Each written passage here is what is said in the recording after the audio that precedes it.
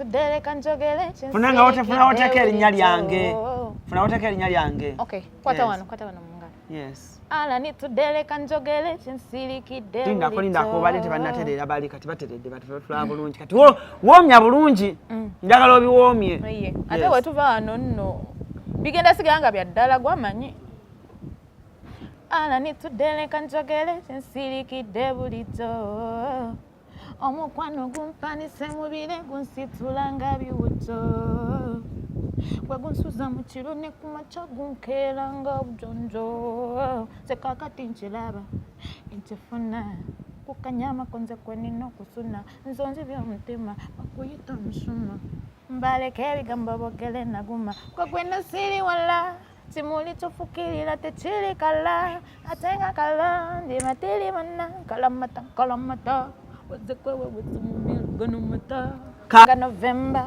Ogamba December come, Nga Santa, Obella Christmas lover, Morabanda, Ogamba come. Bile mulimba lwe lumoro. Ne wenkweka. Iye. Ete twatu seyo. Nenkutusiza mubiri. Atomanyi webanga sawa ya chikiri. Waboli nakabusa busa baby Billy. Sasikutali no mukwana no mudidi. Zempano kamasaji. Bulumi sabotaji. Wakoma kunze tovaji. Avili ulitaji. Anyway you touch, gwe vinyumanga kubara sente.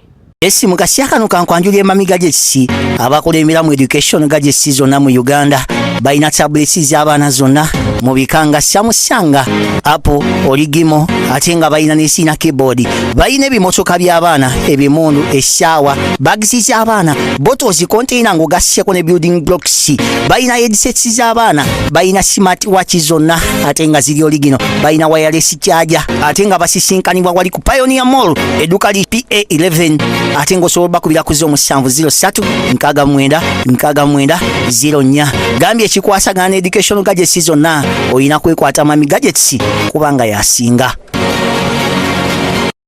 Cruise exclusive gwe mkutu kosinzidde okubanga ate otulabira Align Cruise emanya nyongero banirizaako yona gye musinzidde okubanga ate mutulabira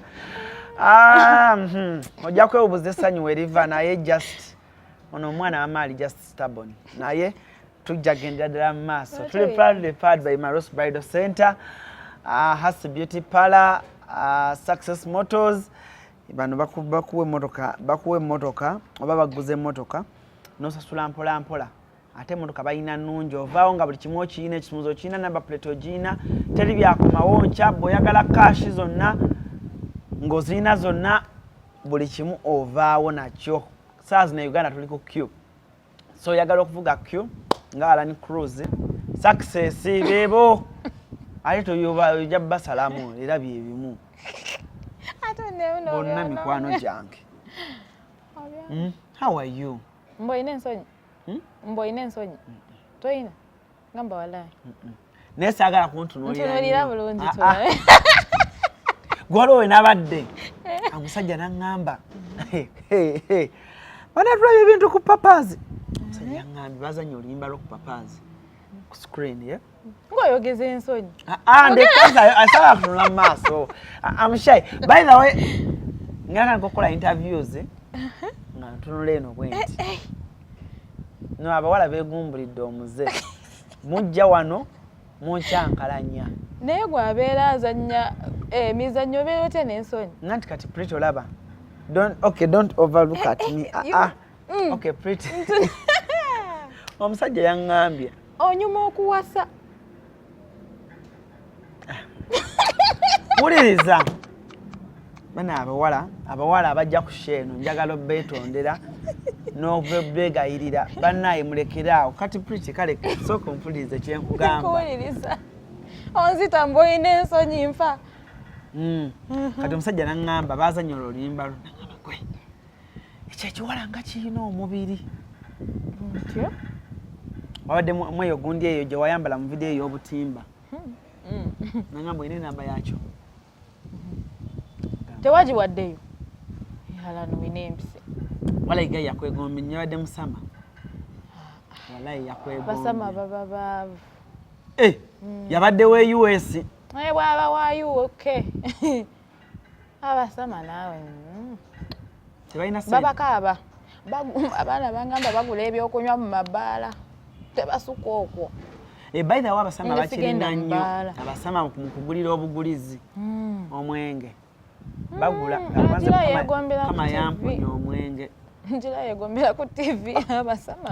Ladies and gentlemen, on the show I'm hosting omuyimbi aliko e Kampala right now y'omu ku bawala abayina ennyimba munnange kati buli omu gwe yeegayirira munnange jangu nnyimbireko mbeerera awo ayina akayimba twakisusa wamma mumpe emirimu Alan tebaneegayirira nkyegayirira nnyo munoonye mumpe emirimu. Tolina luyimba luliko kweluli naye sigeza mbu baneegayirira buli omu ssaawa zino ayagala Pretty Banks jangu nnyimbireko ngenda banyumiza story Pretty Banks we yakaabidde amaziga tokikola yakaabye kale oba bamumye stage baaganye omuteekayo bambi gomanyi bwekiruma ng'olina akayimbako ng'oli wakabi ne bagaana okussaayo buuza kuba tulaba tutandikira awo nsanyusa obbalaba amanya n'eddoboozi bampita Pretty Banks era nga nsanyusa nnyo okubeera Cruise exclusively ndakomalayo okukola introduction kale genda mu maaso wamma nze Pretty Banks era nsanyusa okubeera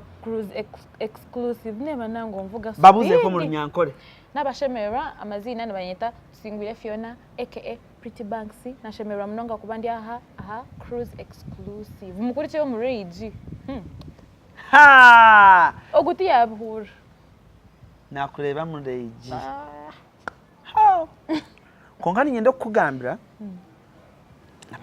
abawestana ennaku zino nkusaba oyogere byotegeera ennaku zino nga tewali nnaku zino ntereeza embeera bwe yatuuse tulina kuyiga Lunyankole okuyita mu nsi nvaako oyagala kwogera kigambo bakuzaalawa mu west banzaala Isinjiro but I grew up in Tungamo. Wala. It is Mbarara after Mbarara. It is 10,000 on a border from Mbarara to Isinjiro. Waba wala. Ekitwalo kikujja wali eri emunyonyi ne kikutwala entinda what are you saying? Kati kiri kyalo Isinjiro. Nova Isinjiro nodawa? Ishaka?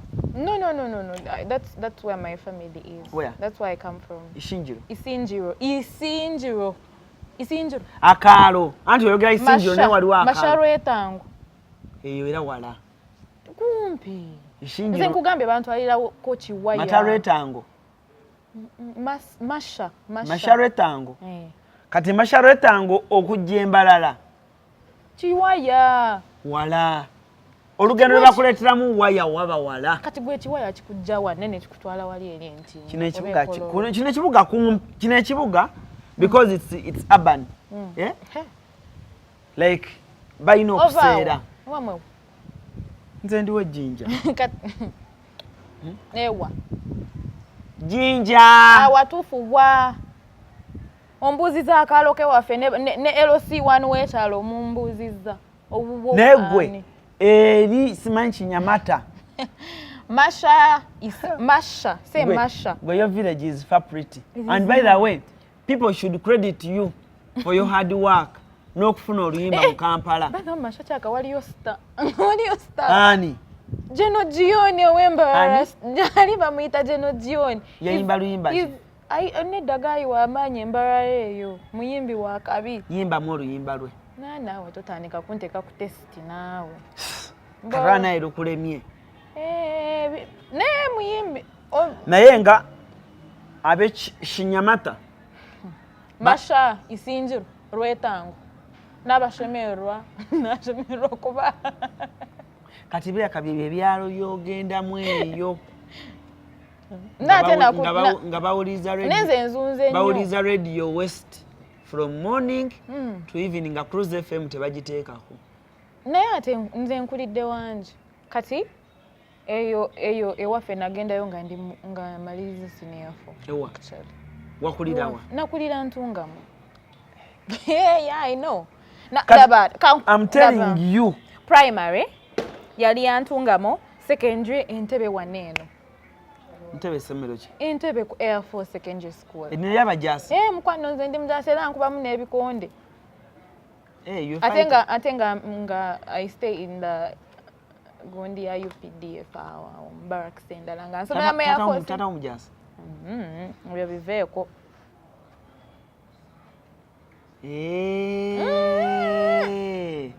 Wamma. Wamma. That's why wagenda. Omanyize nange nasomera Ntebe. Sa amasomero ago ngamanyi. Ewa. Manyi St. Noah, Air Force, Ntebe SS. Waliwo essomero eriri oba bayiza one was ark. Liri nga agenda eyo ku mwalo eyo. Kasonzi bagijjawo. Kati amasomero Nkumba. Wawatuufu kuba oyogedde amasomero 10 naako. Nkumba. Kati amasomero g'omu katundu ako bayita ababiri mu Kitoolo. Ntebe Town. Ntebe Town. Katabi. Temuli Mpala. Mpala waliwo essomero liyita muki? Mubeezi. Ago amasomero ago abaana baago abasinga bafujjo. Ago amasomero ago pozi nga byakyukamu kati naye amasomero ago abaasomera between 2008 and 10 ago amasomero ng'abaana baabo basanga ku biiki ku ssaawa 7 weekdays. Ago amasomero oli mu kwogera bintu bya 2010 nga nkyali mu primary. Oyina emyaka emeka Pretty Bucks? Emyaka oyina emeka Alan? Oyina emeka?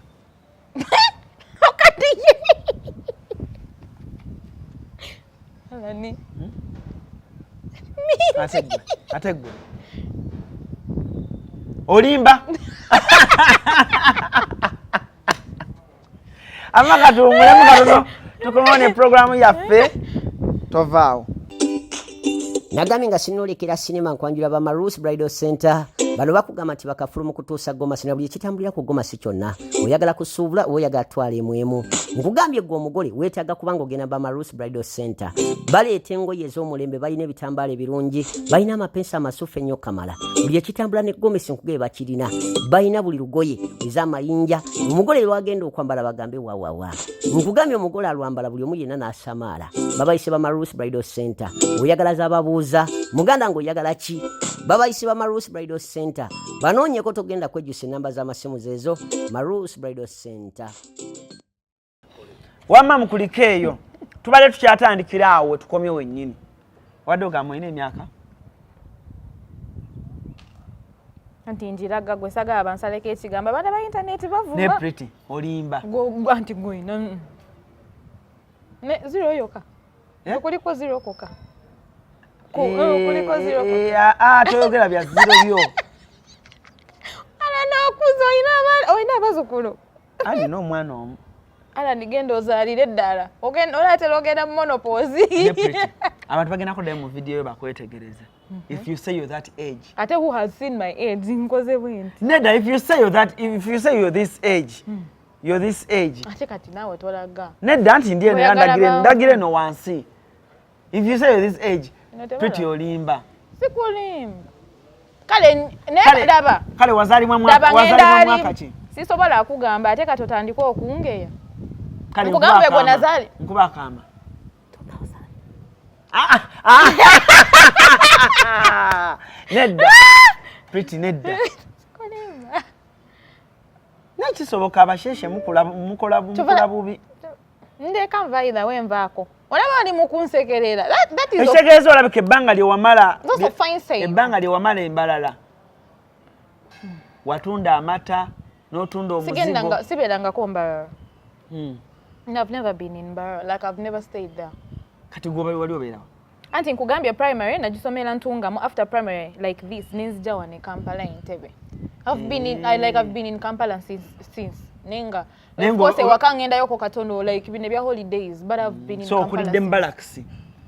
Nina ne barracks najivamu after senior 4 ngamaze senior. Anti ngamba naye nga bofuna holiday barracks. Nali mude schooling nga nsoma mude kati nga every day lambira mu barracks. Nenga just third term eyo nga manyo genda ke wake wa daddy. Ne kuba mama ne daddy ali atya. Mulungi he's 80 years. Mubuzeeko. 80? My dad is old. Segeza mlaka muli banji. We are 15 kids. My dad was a strong man. Muli 15? Which born are you? Almost like third last or fourth last. Mama, muri abana 15. First born waffe ali mu myaka 45. Muri abana 15. Tata muyazala abana 15. Mumamu. No. In different like 3. Because first lady we yafa, omukazi yasooka. Namuzalamu like 7 kids. Then the mama najja nazala like 7. Gwelindako. Nkunyumiza story atendwawo. Yawasa the first wife, nafa. Then nawasa the second wife. Ne? And the second wife yali. That is so mean, bro. Like, relax, let me tell you. Sorry, naye anti nze wenda bango omuntu olwawo. Ngankwa. Sense of humor yo bambi eriddaaka. Nedda mwali. Wali. Yalimu yalina like abaana abalala bangi kati nze mami wange mulala. They entangled. Tata wange yali. Mama yali mu makaye. Nedda. Simanyi towuliriza ala. Anti kati ani ali mu maka kugambye yawasa first wife. Nafa wuliriza. We yayitawo n'awasa omulala. Kati omulala yali mu maka. Kati no. Okay. Awo nkitegeera mnonga kati. Aje kikogeza wotyo mbuchi. Why are you being shady? Nkitegeera. Mbukatira mbuchi. Nawe kitegeeza ogenda zaala abaana bangi. Toyinayo yadde akaana? Njagalanya. Sibaagala nnyo saagala. Petro kitozaala, yozaala y'akaana. Gw'olina bameka? Omu ku myaka emeka? Ala niyongerako. Ano ni muku. Sotu mwena.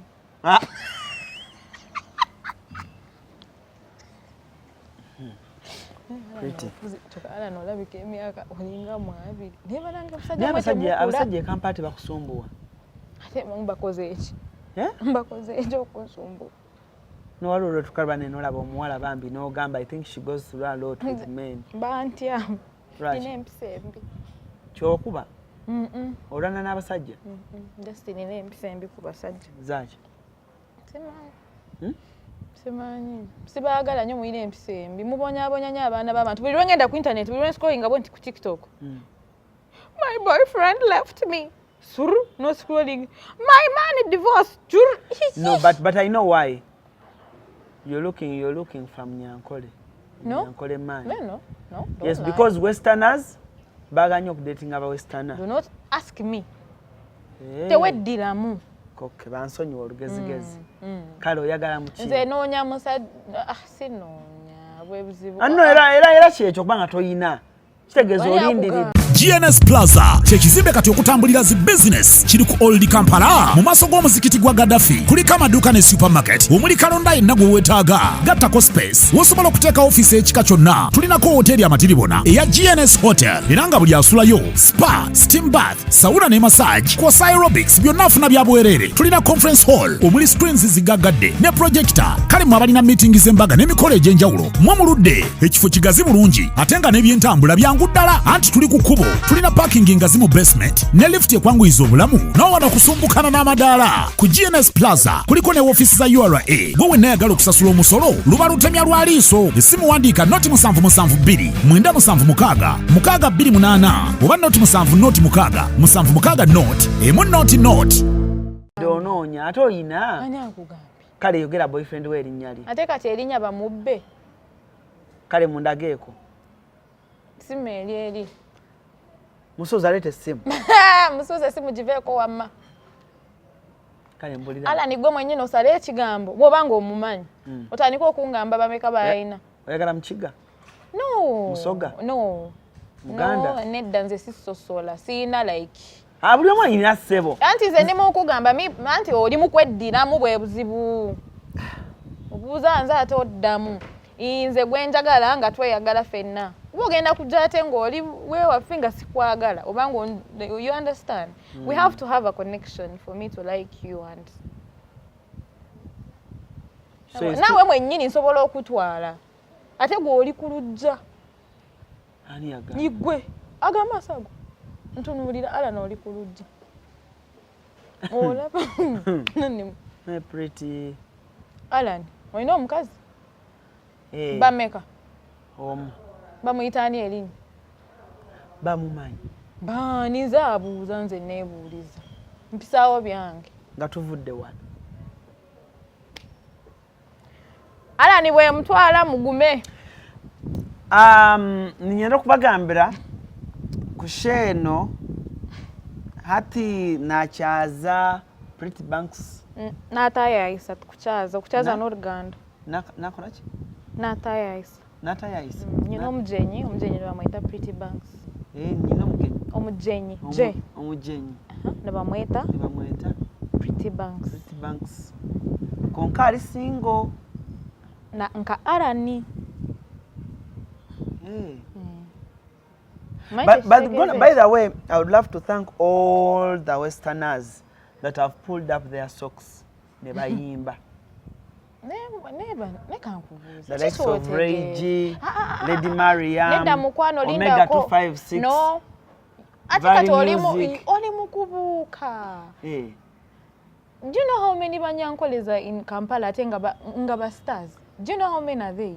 No baite bayimba. Mukwano banyankole bakozi ba sente. What do you mean?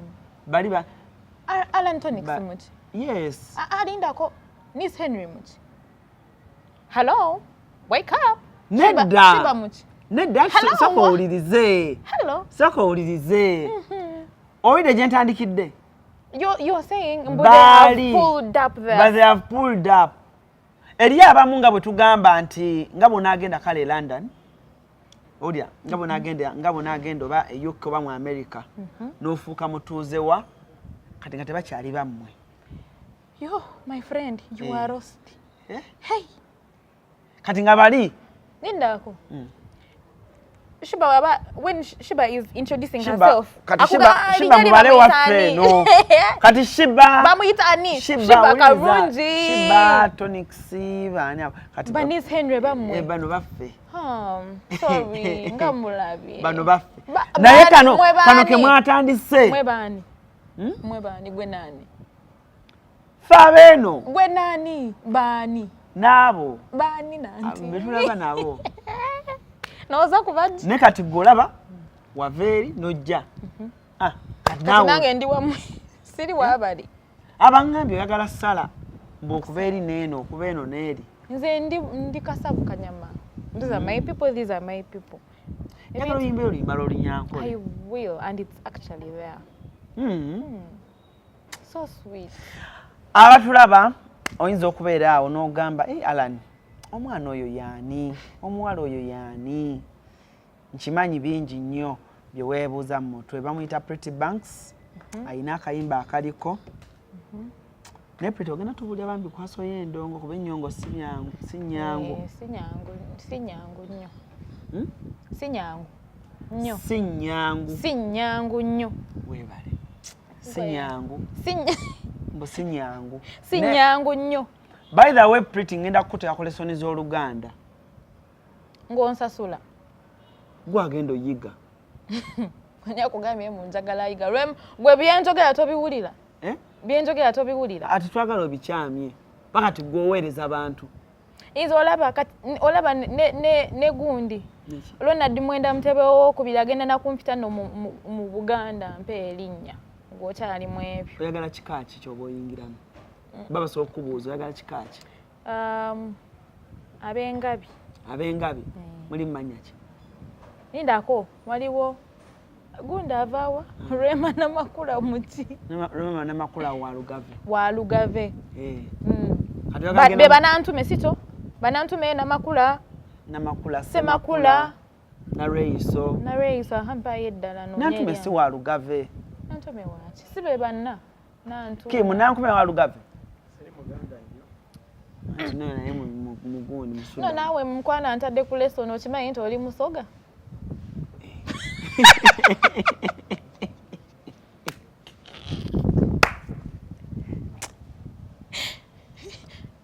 Pretty Banks anti ontadde ku lesson ninga agamba mbugwe maama otuukiridde oli n'ebisoko mmanyi obikuba kale mama ne Pretty Banks omwana enjala yembalala enzaalwa Saint-Jean enzarwa yambara kandi tinkora gambara nindigisinjiro ova nsinjiro isinjiro yebali kwanza kufana mpaka isinjiro basi kutraila meka ile osoka kustopinga nange twakisusa osoka kustopinga mbara then you grab something else anti okuvana mpaka mbara basi inzo kutraila anti zewe mbange ngenda mbara silinya basi olinyachi ngenda na motoka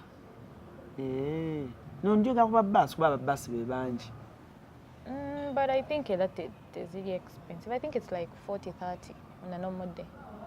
When did you last go to your village? 2019. Ochimanya akantu ako kali common nnyo. Ye munanga abantu abave embala balawo nnyo genda okulaba ku bantu. Ne bananga embala relabye. Nkugambye enva isinjiro naye wensibye ku bantu embala. Anti bye bimu byeyo. Mulwawo nnyo genda okulaba ku bantu bewa. Obalwaki? Ani akulimbi? Oli mukutayinga people on me. Oli mubasalira musango gwange. Wakubya akayimba. Bana is a beautiful song. Yimba muko. Yimba muko tulabe. Pati buli omujja amanyi. Tugende. 1 2 3 let's go. Gwegwe matiribona. Tire chirikala atenga kalanji matiribona kalamata naze kweweza mumino gano mata kate fata anjaga dokumanya tabalala bata kuwacho sabe inside door nechi kuwangaze wendabe inside door senyumira kuwacho sabe kati yimba nga simba kanzire munga simba tekanyumira ntandikireho ejo katandikira nze njagala kuulya ddoboozi oyimba bulungi pate nyumira amazima neekwese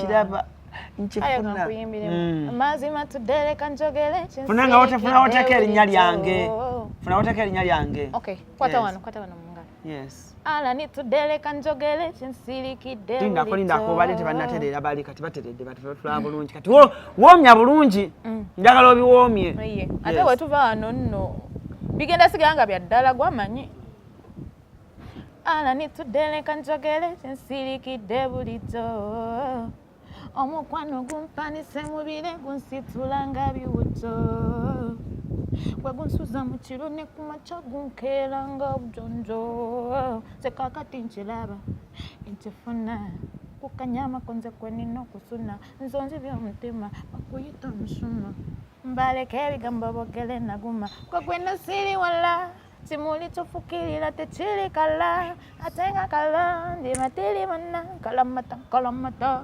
wazekwe wazumumil ganumata kate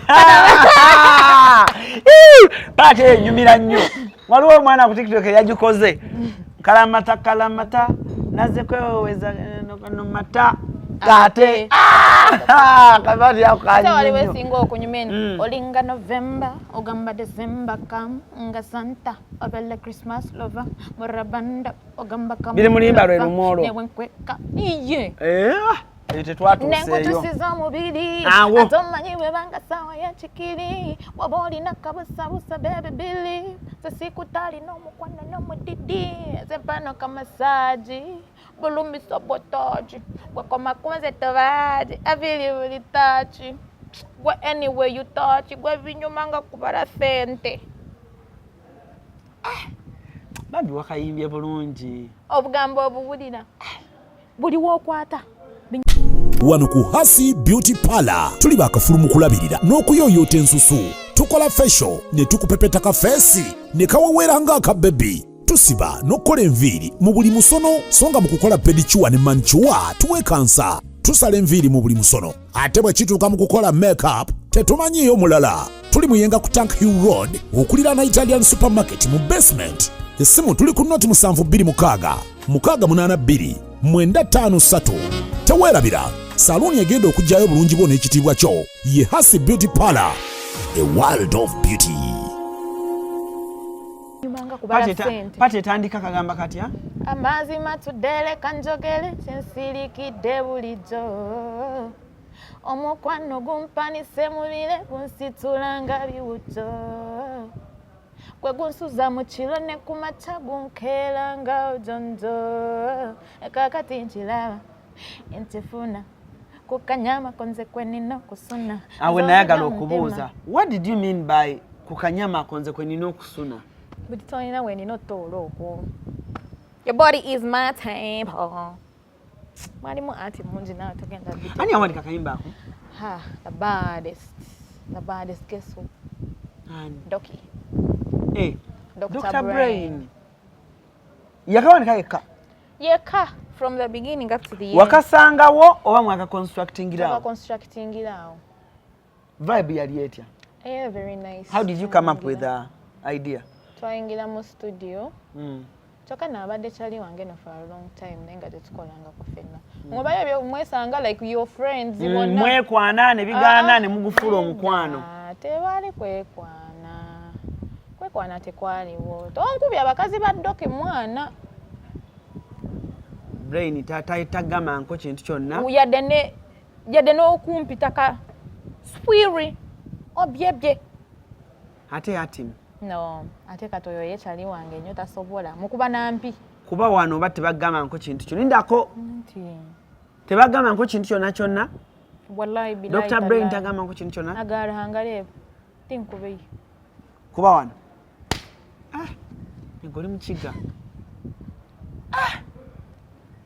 nange tindibadde ndi badde ndi mukukakasa oli toba waayiriza kyokka bambi the my brothers bambi so muyingira mu studio we start working nasanga bamaze okukola let me remember actually nasanga tenaba kugwa I remember we started something fresh even ne beat bagitandikira from scratch kuba twali mu studio nze ati Doki ne Dimario bebasooka okubyuka mwalokolera wa Dimario Dimario yasooka like twakolerayo demo ewa Dimario yes like kyetwali twagala ye yali asobola okizimba that moment then we twamala ne mulutwalira ewamu netuge si waffe ngamba eri ku studio yaba brand no Dimario yatandika thingi bagiyita kisimanyi bintu bya production like yalayinga thingi that one kisimanyi linnya lyakyo netuvoicinga kale Doki nawandiikirako nenvoicinga yalayinga beat yes kati netumaliriza netufuna kyenyini kyetwali twagala engeri twagalamu ebigambo flowing and everything then netutwalewa nesimu nagikuba from scratch nga like era teyali ya Dimario Dimario yakola craftinga yakola sketch yes era wetwagenda ewa nesimu yatandika era naye from scratch nga akuba kikyeye nga ye okusinzira ku ngeje ndi mu bimbamu kuba ate tetwamukubira na gundi I just sang the demo for him ngeje njimbamu bwakuba like wali eri simanyi byaba production bana akana akanesimu kaina engeje kabinkubiramu ne bambi nesimu nawe oli talented nnyo kyaba twalina kumeka okukola ki oluyimba olwo oddukola noddumaliriza si nnaku twaluvoicinga lunaku lumu Doki yaluwandiika nenduvoici Dimario yakuba engoma like bagita sketch I don't know how it's called but kale demo netugiwanika that very day nenduvoicinga that very day then the following day netukubira nesimu natuwa programu netugendayo nga tulina programu naye nakuba ebye nenziramu nembivoicinga buto that very day no the following day kuba byetwavoicingire wa Dimario si byebinonga bwe biri bikyukamu yes okay bikyuka oli yatuwa few ye Dimario yali atuwadde few ye like Doki yawandikira but lyrics zezimu the same lyrics nothing changed mpozo omushuma ketwayongeramu netukateka but still it was omusuma so we just changed the S to my language omushuma so nesimu oddukola oddukuwa kyaba twalira ebbanga ki kituka a week njenga ye okukola ebibya abimaliriza nesimu oddubawa what did you expect mu luyimba olwo nga wakalufuna the best mbu walukola kimanyi lugenda kukuba tosobola kumanya nti lugenda kuba nawe osobola oluduwulira nti lulungi like it's a nice song nate sirwe twalina ofulumya we had another song that we wanted to release we had 3 songs naye nga ku top kuliko Inside and some other song ani yaluta no like alaba kyenkugamba plan teyali yafulumya Inside plan yali yafulumya another song naye because we oluyimba lwali luddukamukko munnyo and people were in like kisibo, you remember bali mu kisibo nga basiba ne tugamba manye katu let's give out inside instead of this other song let's genda kugamba kati ani yaluteeka ku TikTok mwaba luteekayo baba TikTok eba repikingira inze yasooka teekayo sound nagikola ne Ivo official you paid him? He's my friend, but of course that's business. He like, but they era like Charlie wange. Ivo yayizaako obuzina. Yanjikitiza obuzina obwo. Babuzina bati. Kati mbu kuzinire ntya. Situka tubuzine ffenna kale bwoba oyagala. Situka. Kati tunazina tuti. No balage emu wano. Nawe nkozesa ebintu ebyekiraalo. Kati kale yimba gwenzine. Tanika kakati nchiraba. Kakati nchiraba. Nchifuna. Umagana ne mokusuna. Onkuyo mutima. Aninda kompola mpolo oli mukudu katandika nzijukide nanto obuzina nange buva mutu tugende. Kakati nchiraba. Nchifuna. Nzijukide ne nokusuna. Onkuyo mutima. Baguyito musuma. Nagere mutima. Siri wala.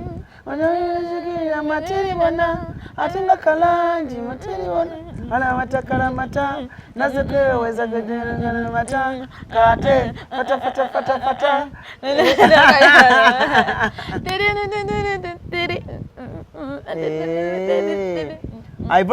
Ivo ya constructing obuzino. Ivo bintu biri handi. Ivo. Iye constructing. Nalimbu manyi.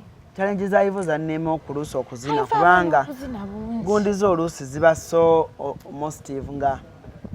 He's so talented and he has a show by the way. Parade ogena gena muyimbireko. Nino muyimbirako Ivo. He's my friend. I have to sing for him free of charge. Free. Ogena muyimbirako Ivo. Free of charge.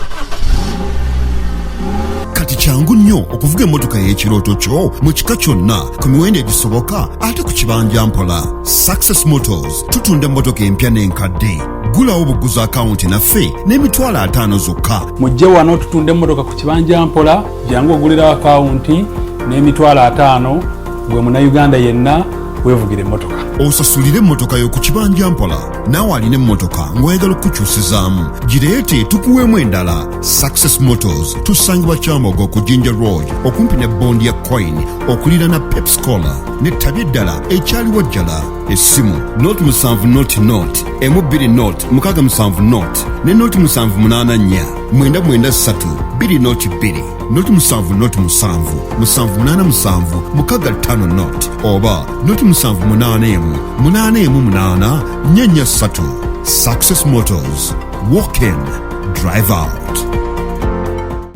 Bambi. Nekiwulika kitango ofunye hit. Ivo yo yanyamba nnyo kupushinga olwo oluyimba. Yalukola ne love. Like waliwo omuntu waliwo sente wezituuka nga you just cannot pay someone. Okitegeera but he did. Yakolanga challenge eyo n'omukwano even ba friends ba batamanyi n'abakozesa olwo oluyimba. Oli sure? Yes. So I have to show up for him and I sing for him free. Oluyimba lwakuba ku TikTok. TikTok woka. Ati ondu agamba TikTok kitegeeza ku internet lwabona. Kale yade luine emitwalo 13. Ewa. Ku YouTube? No, TikTok. YouTube luina meka. Luyaba genda kibela yotulabe. Ne ala n'okwana. Ndabikawo obutima. Si butima obwo. Bamanyi baba kuchawa after this show. Ate tobusalamu. Mulega bamchawe. Tinzo no mutima ogwange. Makoyiga ndina. Balegega magelena goma. Print Banks Nakayima. Print Banks. Nini to?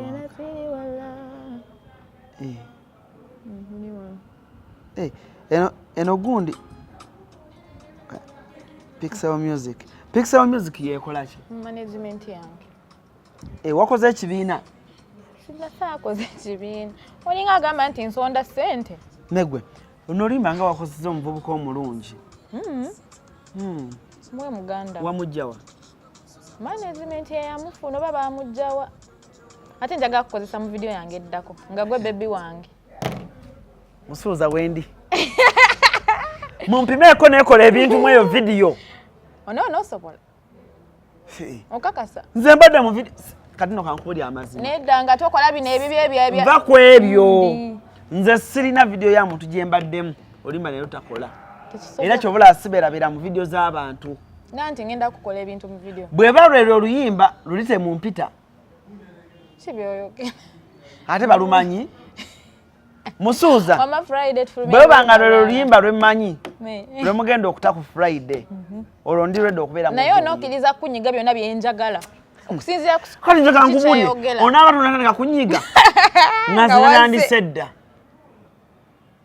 bigenda kubeera bya ddala eba acting mukwano tewaba bya ddala anti bwe bagamba kiss temuli kisi nkusaba okakane musuuza oluyimba lugenda kugamba kyolwo temuli kisi si lwa mukwano lwa mukwano naye temuli kisi anti wuliriza ate eriyo omukwano ogutabaamu kisi yije nga gutandika kati tugeze bali mu kuyimba era ono omuvubuka gwe mwateeka muno mu video ya Inside yayita manyi kyakukola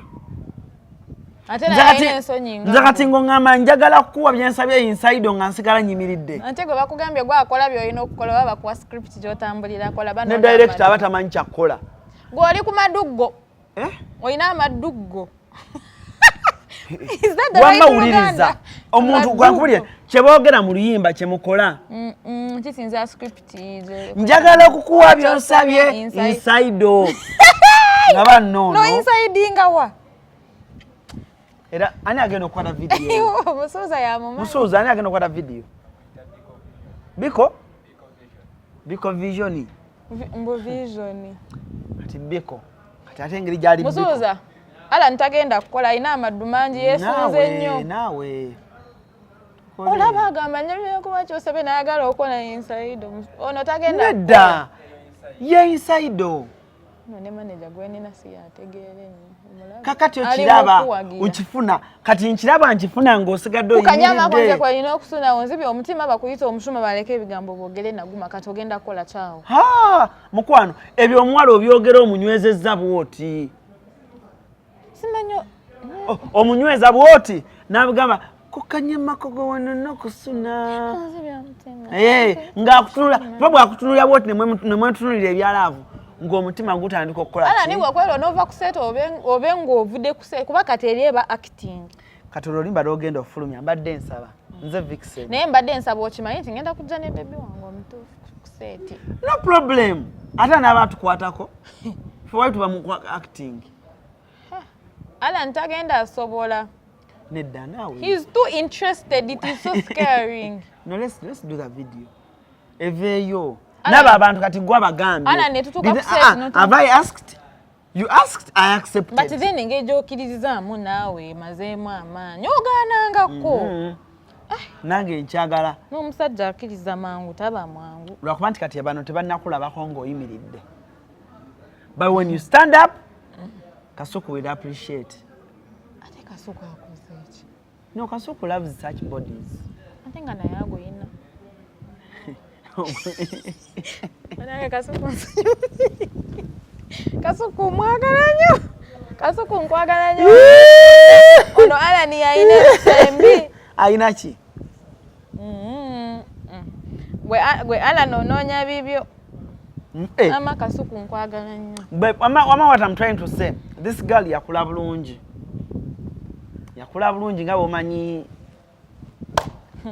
mulimu obushera mulimu omuzigo biki byonna abawestanga nga bobumanyi nkani nywa matete nkunywa bushera tekunywa bushera nimbunywa ate amate mnonga mate niyo first priority nobule byenkugambako nka hata nkubuuze owanyu muli abaana bangahe 4 sebona kabihura gena maaso oyina omukazi n'abaana omwana 1 n'omukazi 1 oyina omukazi omwe nondo wa kabiri habwenki because I want one sebo kabiwulira kana gena maaso kaina kukodera ki hati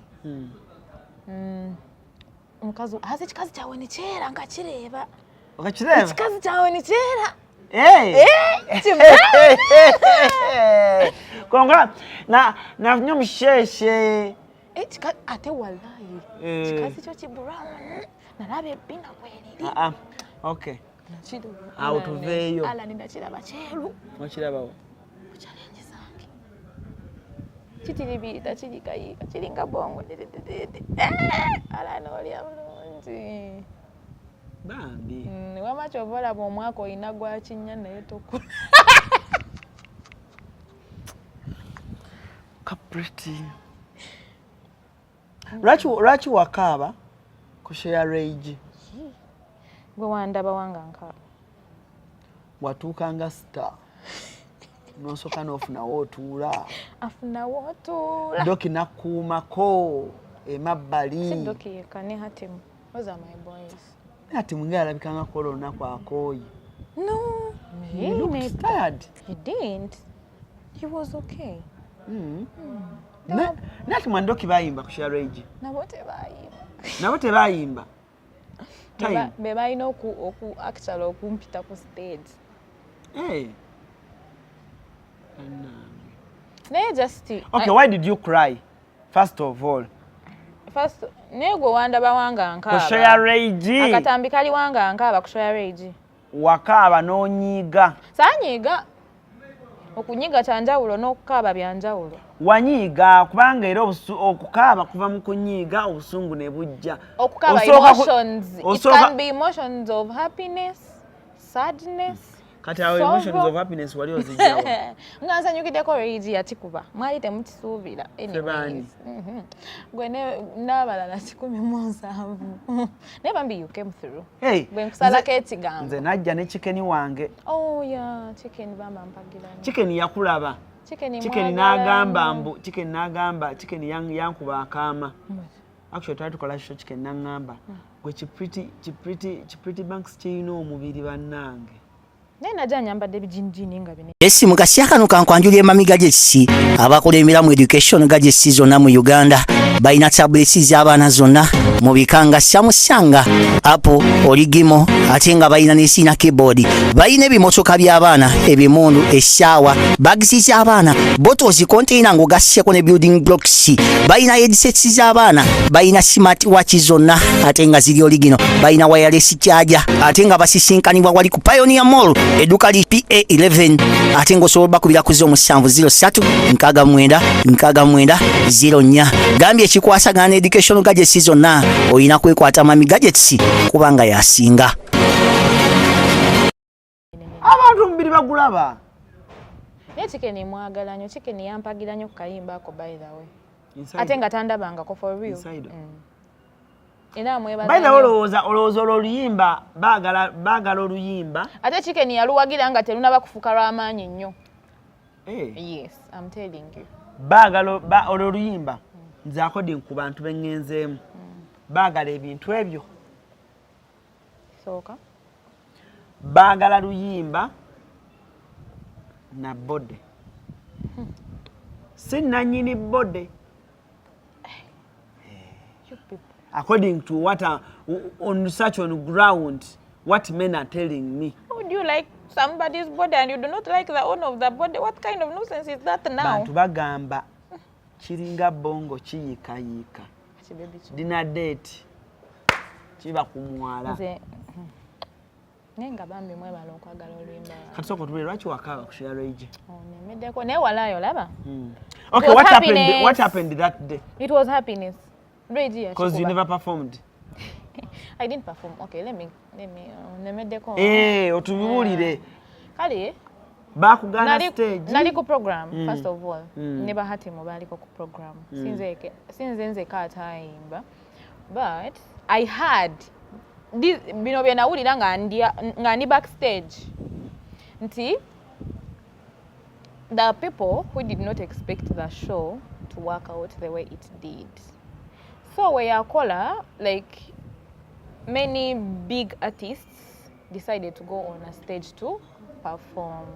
kati ekyo nekyongezaayo ku budde like okusinziira ku program eyaliwo so simanyi who to blame but waliwo yagaana okuyimba and I didn't sing but sigamamu there is a specific person MC yagaana it wasn't an MC or a specific person nga bwe nkugambye just obudde jukira Regi yagenda ku stage emirundi ebiri jokka yagendako omulundi ogusooka n'avaayo then ogwaddako teyavaayo completely you remember I don't know whether I'm right like yasigalayo then abayina collaborations nabo so whoever didn't sing before him going on a stage for the second time they did not sing unless nga wayina collaboration. Did you talk to Kacheche?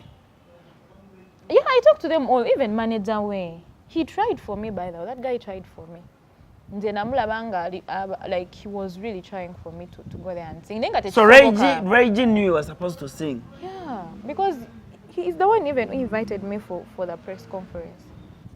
Bambi. He's my friend. But it's okay. Kasta yachikuba. Ekisinga nti yachikuba. Just byokaba nawe just buba emotions bwabakazi obetsiru. Nze ndikiriya nawe.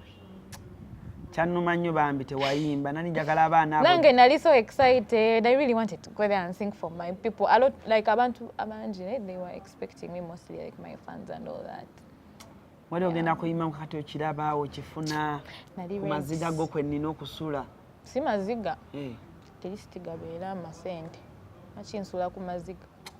But you never performed. But I didn't perform, but then it's not his fault, I'm very sure. Because he ali ku stage nga tabimanyi. But Pretty, how does it feel omuntu nga afunye hit? Ninga ko muyimba ali eyo. Kale ng'ofunye akayimba ko ne kakuba. Kiwulika kitya? Sinafuna hit. Sabola olimba lwa akabi. Olimba lwange nze sinabafuna hit gye njagala. When agifuna ngenda kudda wano nkugambe ala ninkugulire. Kale how does it feel okubanga ofunye olimba nga abantu balumanyi? Yeah, it actually feels good. We give thanks to God. Wala ikatonda wamaanyi kwanze kati nze sina bya kunyonyola bingi kwasigala akulimba mbu nakozesa kakodyo kano anything abantu just olimba baragala bwa oyina mukwano gwange gwenjagala naye Bambi afuna oluyimba ukikola utandika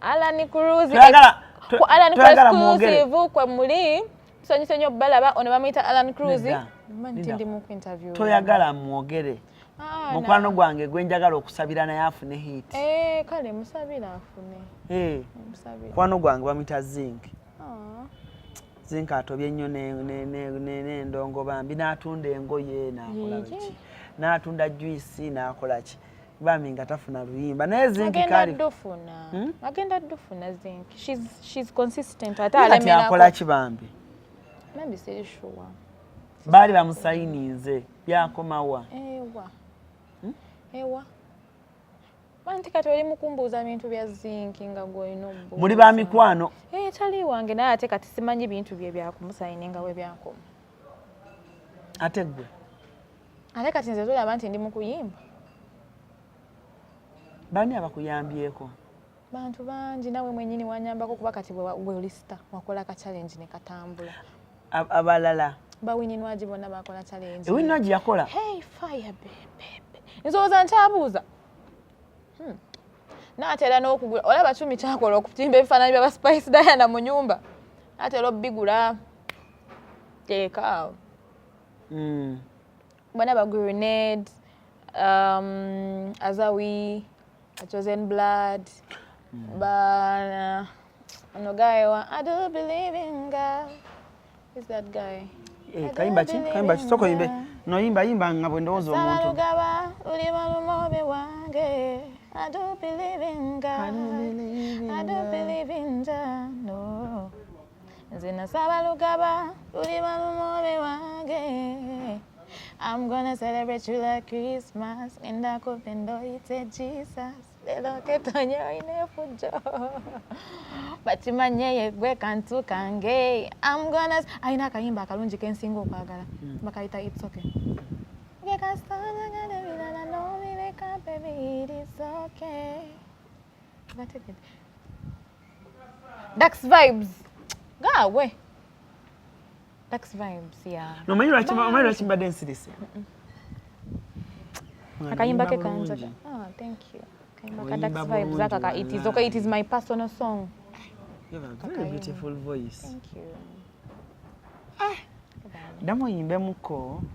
Na damo yimbe muko. Damo yimbe muko. Nyimbe kayimba. Nako kuba nambiri. Ngalunyange ye. Mayize zewetu November ni Sasha Brighton. Manyo muga Sasha nyimbira muko mudobozi yakayimba koli. Nembera ongampuliriza. I do believe in God. I do believe in Jah. No. Zabalugaba luli balumobe wange. I'm gonna celebrate you like Christmas. Inda kupendo ite Jesus. Lelo ketonye gwake. Watimanye kwe kantu kange. I'm gonna celebrate you like Christmas. Inda kupendo. Onyande bunoti. Dax vibes jari musanyufu. Nyimbira yakayimba ka Bobby kamu. Supporting anyu. Kapali kana kayimba nange sikela bidala. Kayimba ka Bobby. Ningenda kuyimba kavuma kupira Mr. Katala. Njagala dobozi. Kale like mpa yota ito.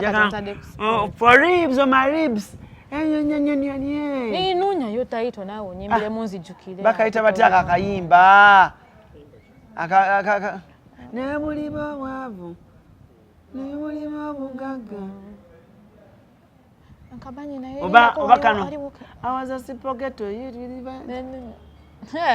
Obuzi mjamaica ni mujamaika.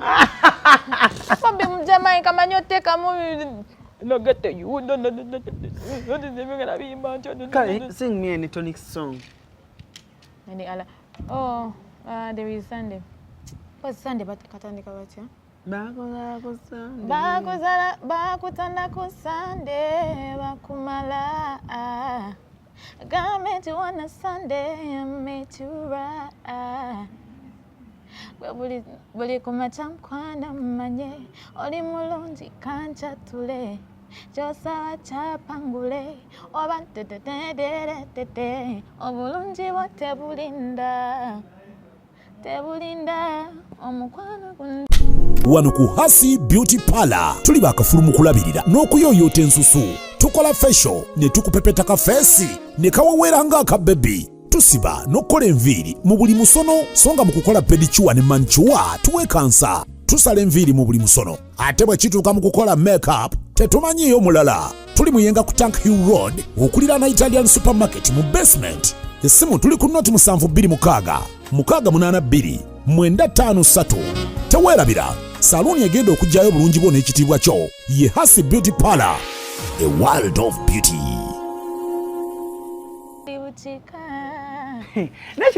Talented. I love that song so much because it made you completely. God made you perfectly for me. Bakutana ku Sunday bakumala. You're so talented. God made you on a Sunday, I made you right. I love that song. Shina Skies yakwandika, she's so talented. Mukama. Nzo remberawo ne ngamba naye olimba omanyi nayimba akayimba kange. Nina akayimba kange. Kaita bacha Alani. Alani wayimba. Okima akamanyi. Wamma. Yayim. Akulage. Yayim. No kade.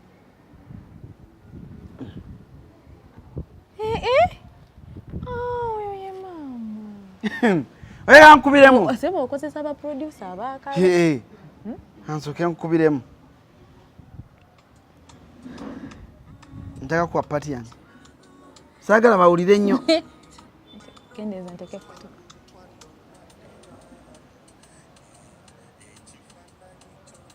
Mungu imbanga ba Eddie yawe. Hey, musuzo wano manyi noliyimba. Alani walayi sebo inedo inelinyola oina egono. Kati abamanyi obulungi be bakimanyi nti Alan can sing like Spice Dana. Spice Dana knows very well. I love Spice. You say hi to her. She's so beautiful. That Spice one day told me nangamba. Kale Alan yosobola okuyimba. Nze by the first time Spice had me singing. Yeah. The first time Spice had me singing, yali a jam studio. Nga jendi ni producer mbamita Blessing. Nanga Alan gwa badayima nemga ya nanga nyimba nemuyimbe ngama. Alan nyimbira tuyimbe kayimba chi fenna nedda Alan nedda saga chiko ya mkamera. Omanyi wa changa chiko ya mkamera. There's something I'm bringing. Really? That's Era amazing. bw'oba oyagala collabo ginone buli muyimbi ayagala collabo mwagala oyitawo nona ate kati okitaddemu supu okuyitawo mwenye ntona nayitawo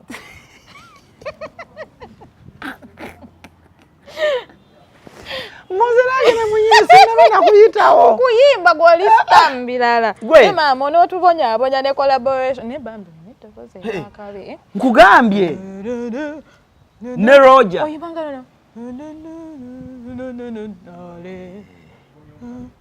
kati kulaboti kulaboti oyagala okulya nti manyi okuyimba ezo ennyimba bwe zito nzimba ku makya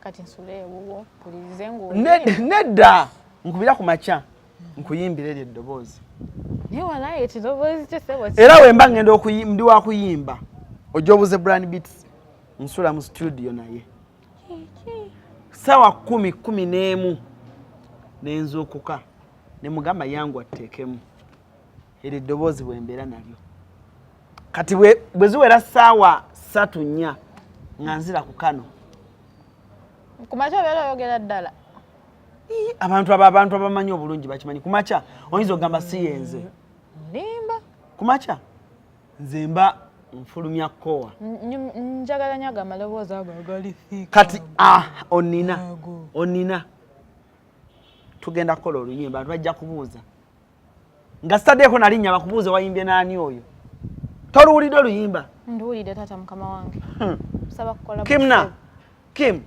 oluyimba ndukubye Pretty awulidde amaloboozi agawooma seba alina ekiroboozi ki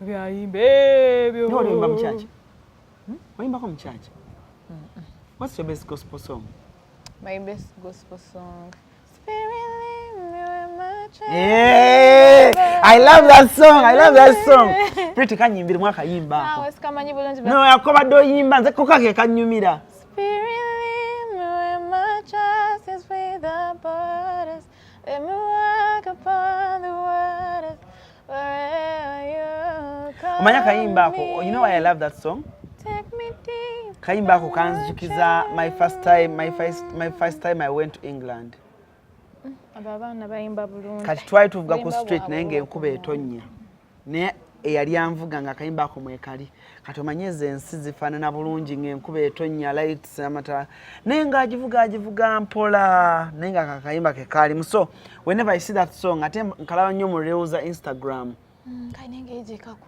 kakanyane kakuleetewa katonda n'owulira nga n'ebibi byonna obigobye toliddamu nabikola era nze actually Levikson oyo yamanyi namugamba Levikson ngenda kuyimba gospel music gospel and inspiration Levikson sebo gospel waba mamu style wamanya jetubonge katonda yatubona chikebombe style ya chikebombe you dance for me chikebombe what's your best song from Ray G baluyita n'abankwine oba leero nkalonda nalonda buzima n'abankwine ondenje zizoba that one yeah kagenda katya buzima n'abankwine ondenje zizoba bora wena namara nyebuza nti ninyowa Ray G byayimba sibitegeera naye anyumira his voice is ayina akakayimba kalonda nalonda nze kekandeeta ne mushoye Ray G's show I paid. Really? I never attended that show for free.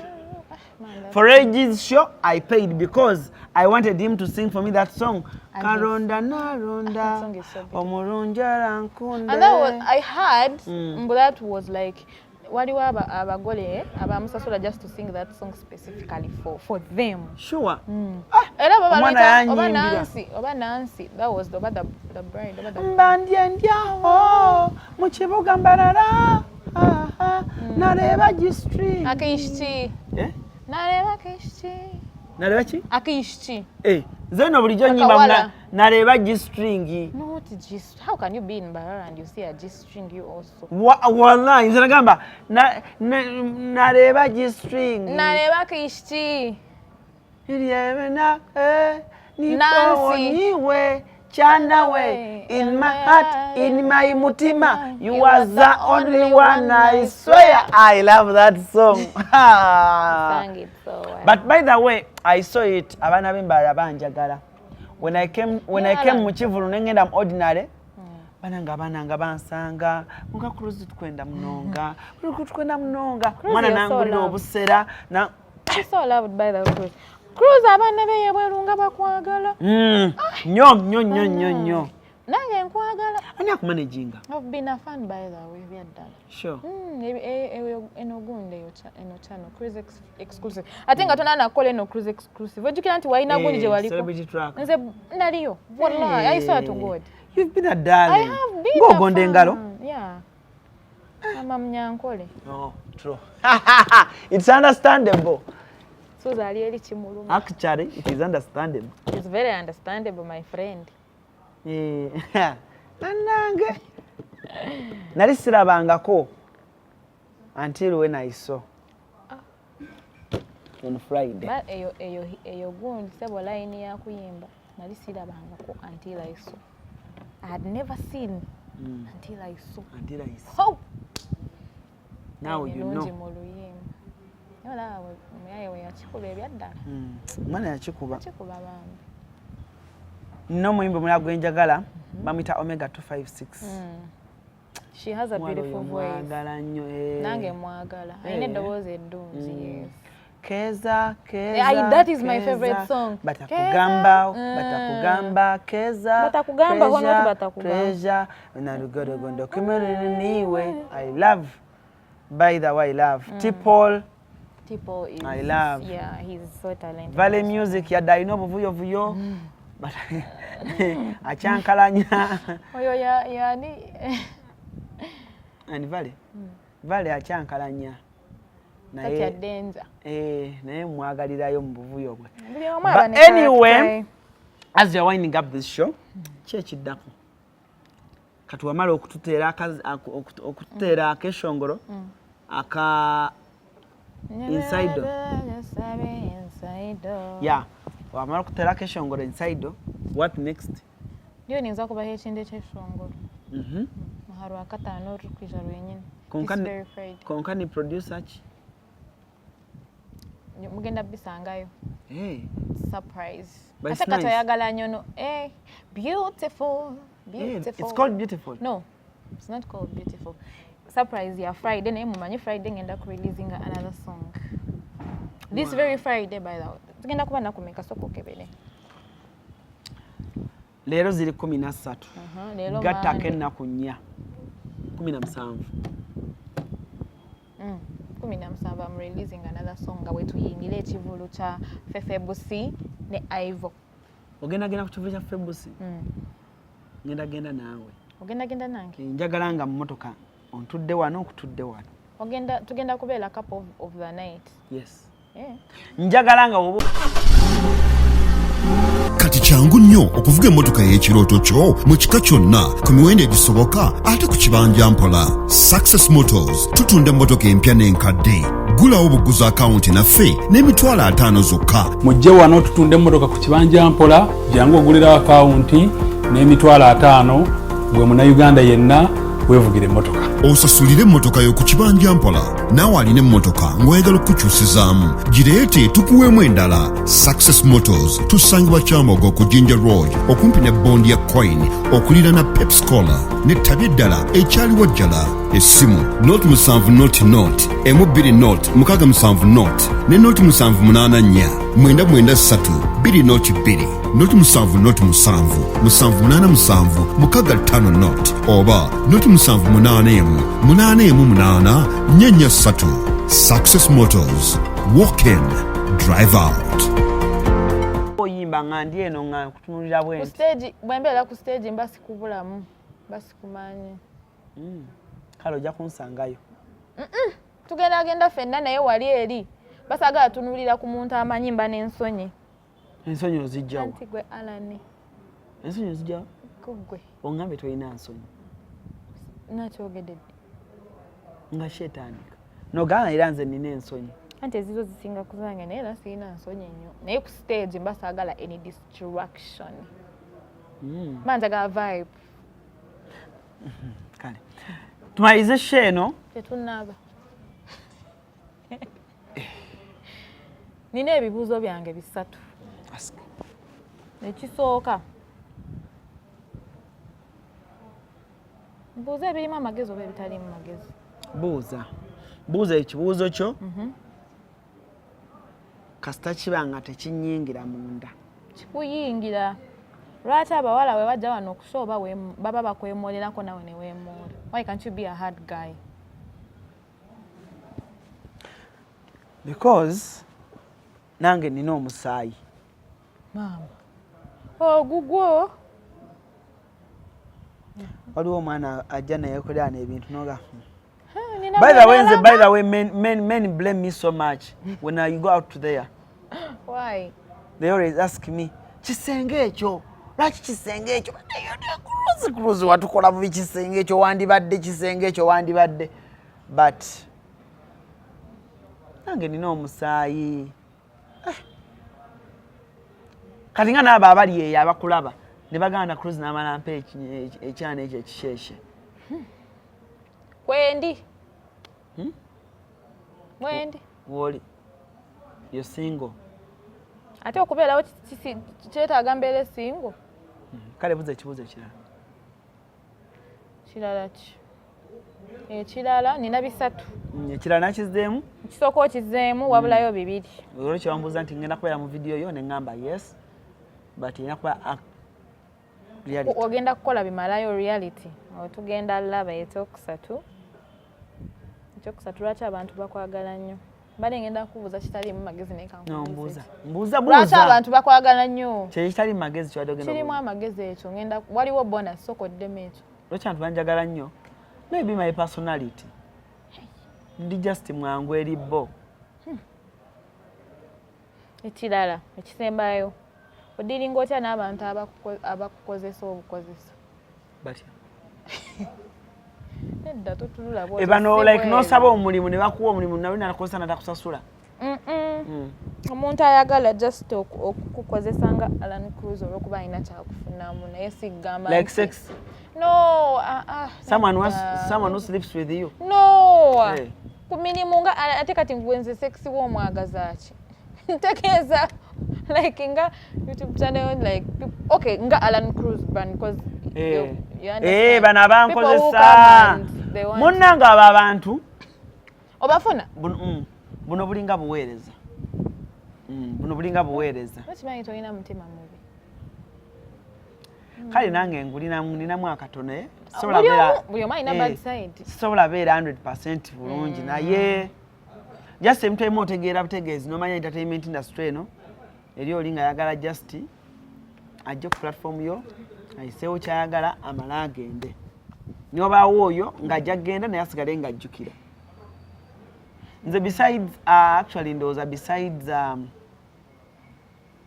kale bemumanyi nti mikwano gyange but there is only one artist one we know her nedda temugenda kisuubira kuba ngenda mubagamba mbagambye nga mujjeko awo bemumanyi nti mikwano gyange there is only one muyimbi omuto gwe nakyazaako wano n'akeera ku makya ku show yange naŋŋamba Alan nkuwaddeyo sente emiliyoni namba ku kivulu kyo yani mutugambe bantu bamwagala bagambye ali omu ani suspecting ali recent kubaliko ali omu muwala mundeke ayogera nze nkubuulira erinya naye yankubira bambi ku show yange naye mwali mwemoola wano gwe nsuspectinga ani nkuba akamba muwala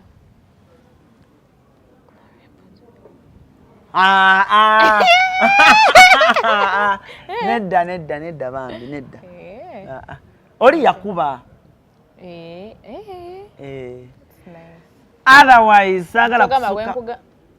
Amasagala suka kwa nonako olwaleero. Kubyemu naye. Wina kyosembyayo? Nsembyayo ku Friday no. Enda releasing akayimba kapya. Mugenda kuba mukalaba title and everything naye nekirala mwebale nnyo okumpagira neyanza nnyo from the bottom of my heart. But webale kwekuuma. Mwebale nnyo. Ne Alani nawe webale bambi. Thank you for inviting me. You know, I rarely see abawala abato at your age ngate someone is virgin. That's I'm a very virgin. nice. It's very rare. Yeah. Na ate tonyonoona tutandika kwesmiling so okuba otegedde mu ndi virgin. Nenga bambi, thank you so much for inviting me. Bam ndako neyanza abantu. Beyanza. Bale nnyo okumpagira bamikwano. The love is so overwhelming. Every person that loves my song, I love you right back. Abuli anjagala. Gwe ngoma nnyo njagala. Nkwagala bisinga. Na atanjagala nchimayo ojja kunjagala with time. It's not by force. Abagala okubukinga. Atamanyi nzijja. Atamanyi nandabye wano.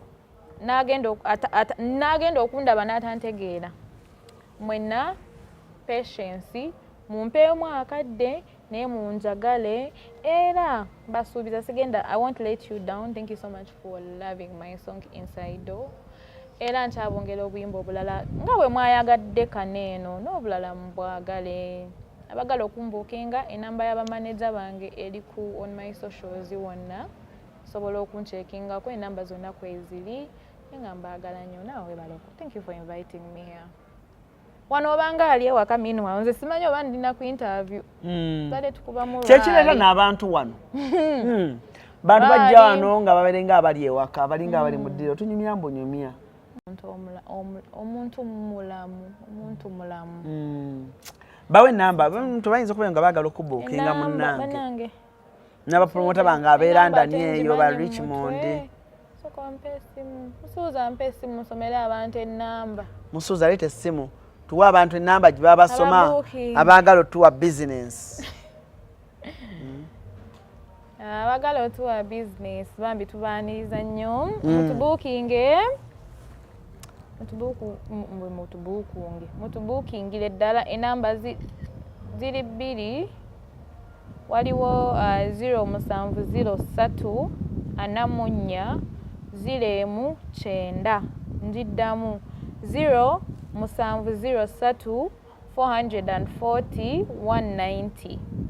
Endala wokuba kweyongo oyo tomufunye bulungi waliwo personal manager wange ngeri 0744 571 687 0 7 5 7 Alhamdulillah. Thank you so much. Thank you for allowing me to come Cruise exclusive. Munchagala nnyo. Mulo sirina mukusuddia. I love it for real. Nze nkugambe ng'okyali eri nali nkufollowing. Oh, Pahaga. Twala mpola Eki? Tokisusa Pahaga twala mpola. Kale. Musibe bulungi for now. Mwelaba. Nagambye nga sinolekera sinema nkwanjula ba Marus Bridal Center bano bakugamba nti bakafulumu kutuusa Goma sinema buli kitambulira ku Goma si kyonna oyagala kusuubula oyagala twale mwemu nkugambye gwe omugole weetaaga kubanga ogenda ba Marus Bridal Center baleeta engoye ez'omulembe balina ebitambaala ebirungi balina amapensa amasufu ennyo kamala buli ekitambula ne Goma sinkugere bakirina balina buli lugoye ez'amayinja omugole lwagenda okwambala bagambe wawawa nkugambye omugole alwambala buli omu yenna n'asamaala babayise ba Marus Bridal Center oyagala z'ababuuza muganda ng'oyagala ki babayise ba Marus Bridal Center banoonyeko togenda kwejjusa ennamba z'amasimu zeezo Marus Bridal Center.